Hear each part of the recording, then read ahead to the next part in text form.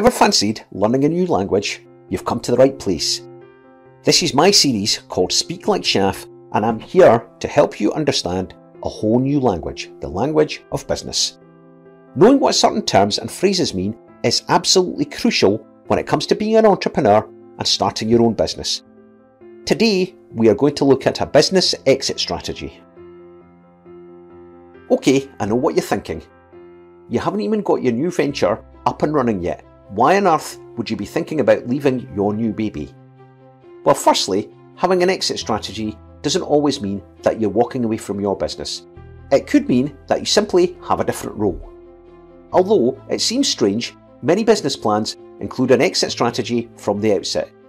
You've heard me talk before about the importance of having both long and short-term goals for your business. An exit strategy is simply part of your long-term goals. I could do with a little help explaining exit strategies, and my friend Rab the Rockstar is just the man for the job. This wee fella lived in the Stone Age and started up his very own business from nothing.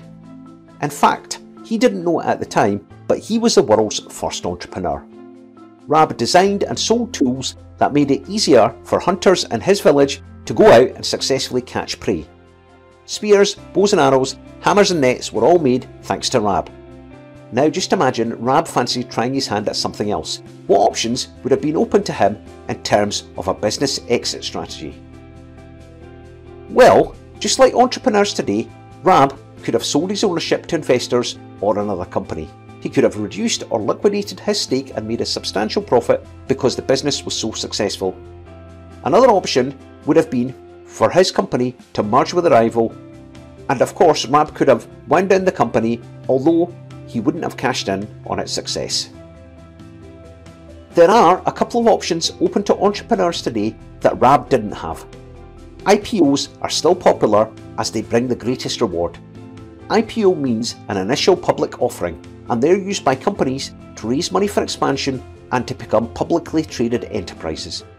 Facebook, Twitter, and Snapchat have all used this method, and although this is not a short-term plan, many entrepreneurs still aim for it when they're starting out. So although you might think you have enough on your plate when it comes to setting up a business, don't overlook your exit strategy. If you become a serial entrepreneur like me, you will be constantly on the lookout for your next project. And speaking of which, can you do yourself a favour and hit the subscribe button for my YouTube channel?